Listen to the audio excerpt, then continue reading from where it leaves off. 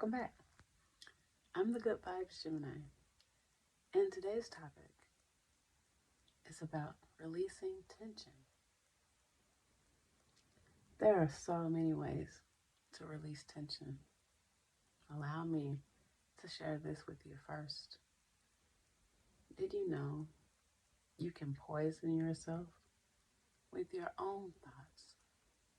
Don't be a victim of negative thoughts. Don't be a victim of negative energy. And tension doesn't always have to be negative. Let's keep that in mind as well. There's a lot of negative tension out there, but there's some examples of positive tension would be like exercising. You build up tension in your body, good tension in your body as you exercise. You also have to listen to your body as you exercise so that if that tension turns into an adverse, reaction to what you're doing, then you got to stop. The point is, tension exists and it has to be released. I find that there are a lot of creative ways to release tension. What are some ways that you like to release tension? PG and comment friendly ways that you like to release tension. Let me know in the comments. You might inspire someone to release their tension a different or better kind of way.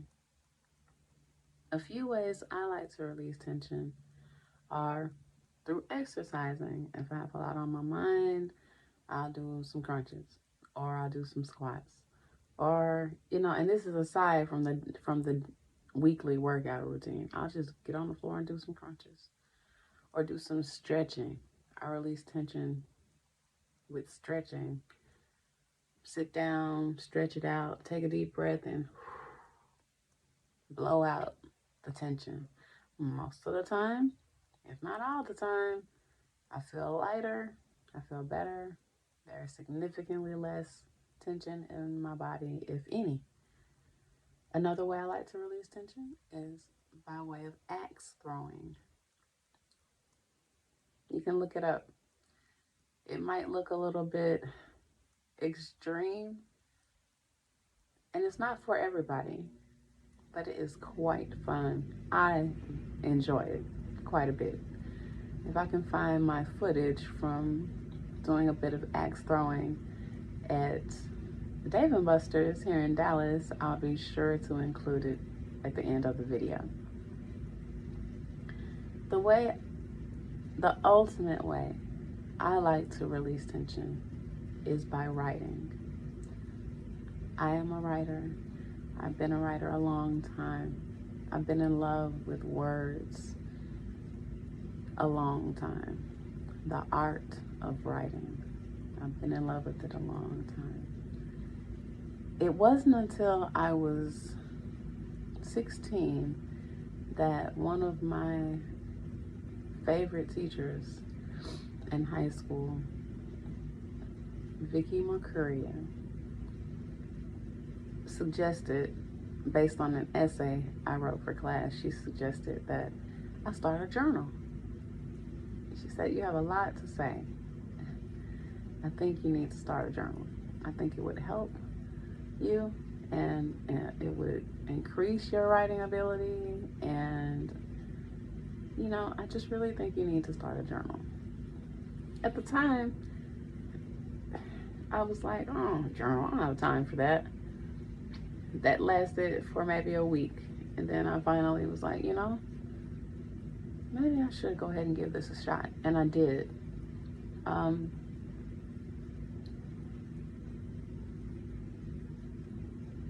Everyone has their challenges in life.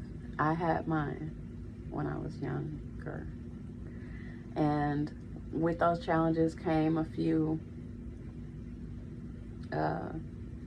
confusing moments I thought I was by myself, moments I thought no one understood me, stuff like that, And I wrote about it in my journal. And then I would find myself writing about other things, good things, stuff that would happen throughout the day, and people I would meet, places I would go, anything I would learn. I just found myself enjoying writing it down because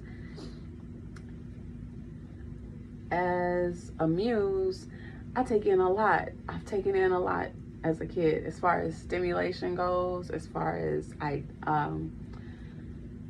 all kinds of inspiration. I've just been around some very impactful people who've had impacts out here on society. Like the first dad club ever created, that started at the elementary school that I went to, Adele Turner Elementary School.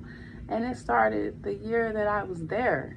And so me and my classmates who were there at that time, yeah, we're part of something kind of special. Our dads were a part of the very first dads club in existence in this country. So being around adults who were full of creativity and still are for the most part,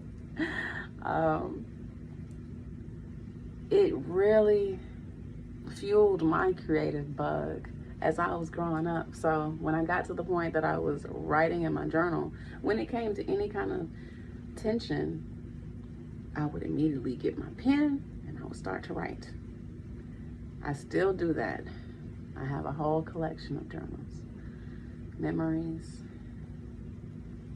curiosities, inquiries, and I felt much better over the years by writing. You know, there's sometimes, it's not a diary, it's a difference. I mean, you can use it as a diary, but I use mine truly as a journal.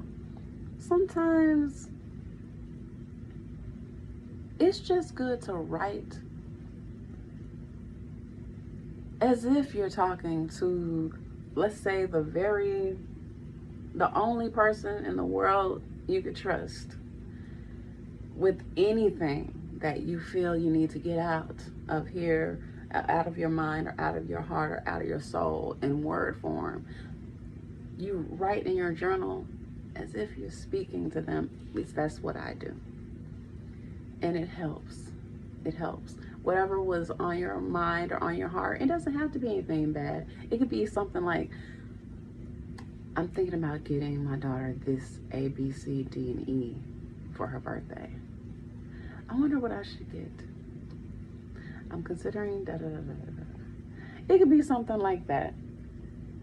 And you'll find that now that it's on paper, it's not really bugging you here. You're gonna come across whatever the solution is when you're not even thinking about what you wrote about. You know, you're not thinking about the problem anymore. The solution just comes to you, like you're reminded, like, oh snap, that's right. I got the answer. What? Problem solved. Didn't stew on the tension, didn't turn it into a big old molehill, didn't create something adverse out of something so small by simply writing. Another reason I am focused on the writing, and I'm encouraging you to write, is because writing is becoming a lost art form.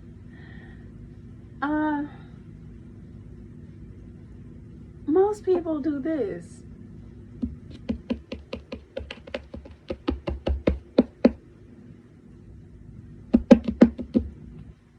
There's no more writing, and writing is sacred. It's very sacred. And if you want to help preserve that art form, if you want to preserve the hand-eye coordination of writing, you want to preserve the beauty in putting pen to paper, the intention going into the words on the paper.